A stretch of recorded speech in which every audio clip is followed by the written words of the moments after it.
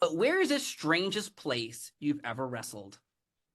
The strangest place I've been. Okay, that would be before I got to WWE. I had a luxurious 1 year independent run where I worked for one promotion that's Reality of Wrestling in Houston. That's Booker T's promotion, where I'm actually going to be Saturday for my big return.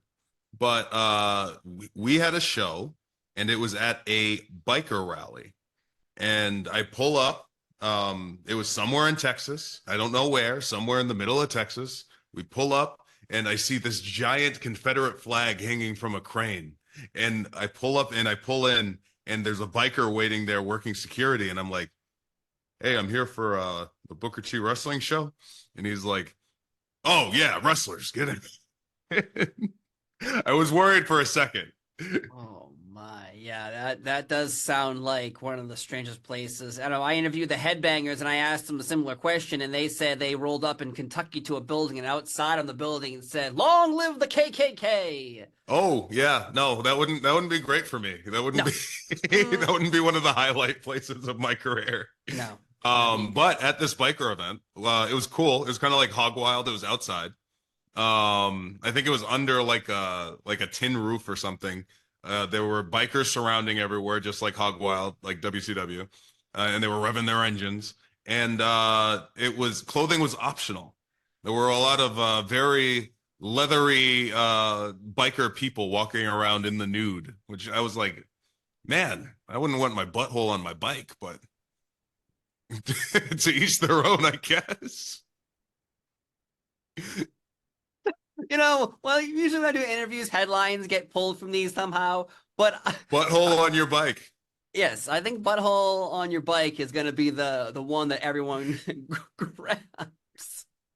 Mason Wow. Madden would not like his butthole on your bike. Yeah, that's there it is. You quoted it. You said it. So now it will be out there for the universe to either love or hate or adore. We'll find out. We'll find out together. This is a co-op thing here. That's the magic. Yes. But though, how do you even get involved with the WWE? Because you come on in and it feels like you immediately, at least for me on Raw, you went into commentary and then you get like F5 through a table and you disappeared for a while. So like, how do you get involved with the company? Well, I was what a lot of people don't know is I was with WWE for a few years, maybe 4 years before I even did commentary. After I had stopped playing football, I played for the Houston Texans. I connected with Booker T, obviously, which is where uh long story short, I had a tryout, worked out with Canyon Seaman, the director of talent getting or whatever his job was at the time. And he said, hey, whenever you're done playing football, you can come have a tryout. We'd love to have you. So I had that kind of set up. I decided I was done playing football. I contacted Booker, who I had met. I used to go to his shows when I was with the Texans. And I said, hey, Booker, can you train me so I don't look like a goof during this tryout? He trained me so I didn't look like a goof. I looked enough not like a goof to get signed. And I kind of waited in developmental, not even really. I didn't get to do any NXT TV at the time because the Black and Gold era was very independent, work rate, kind of focus. So there wasn't a lot of opportunities for guys like me at that time. And I ended up on commentary because I was doing, I guess, commentary tests with a friend of mine, comedian John LaQuasto. He was there doing commentary at the time, and he just needed somebody to bounce off of. And I said, yeah, I'll bounce off. I was friends with him from a while back, and I was fine to do it. And they sent that in to Connecticut. Paul Heyman got his hands on it, and he says, hey, that other guy, uh, which I felt horrible because obviously my friend was there to do commentary. I'm just sitting there, and he's like, that other guy, put him on Raw. So I ended up on Raw doing commentary. Yeah. Wow. I stood up to Brock, and that was the end of it because when I stood up, Vince saw, he's like, he's he's bigger than Brock. Why is he on commentary? And sent me back to NXT. Interesting, because I loved your voice to Raw because for so long it felt like it was just the same old, I'm gonna say, just the same old voices. Everyone looked a little the same, and everyone had the Yes. same voice. Like the So TV's interesting. voice. Yes. Interestingly, I got moved to commentary when Paul Heyman was taking over as the lead showrunner of Raw. So there was a distinct effort to try and change up everything. They changed the set. They changed, obviously, they changed the music every couple of months or whatever.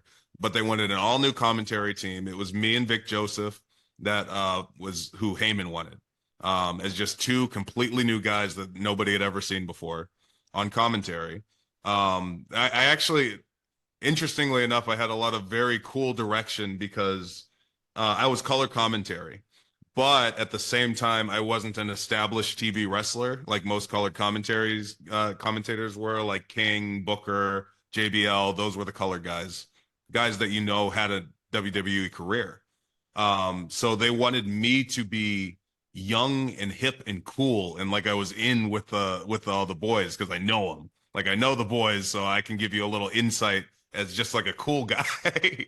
um, I forgot where we were going, but yeah, it was the idea was just to have like a unique voice, a unique sound. I wanted to get my video game and anime references in, which I think a lot of people vibed with when I was doing it. And I really enjoyed the short amount of time that I was on it. I get now that I've learned how to do it, I can always go back to doing it again. Yeah, I think you definitely added a fresh feel to Raw because for so long we were in this like stagnant run of just the same old, and finally we were getting a little different. You know, like you said, Paul Heyman, Yeah. they changed up camera angles. They're using the jib more often. Mm-hmm. They put the table in different spots, so you were back up top where the ramp Yes. is. So what's that Right by experience the like with the fireworks? pyros. I was gonna say, so the fireworks go off when I'm in the arena and I'm, far away from the pyro. My chest hurts. Oh, my ears Yeah. hurt. Yeah. You're next to it. What is So that like for your ears and body and soul? here's what we had to do. So obviously I was training on the job to do this commentary thing. So I would do all the commentary. I would do 205 live, I would do main event, and I did Raw, obviously.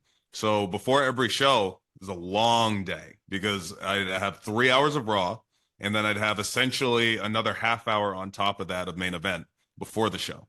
So I would do main event with Byron Saxton, who I love, and Mickey James, who I love.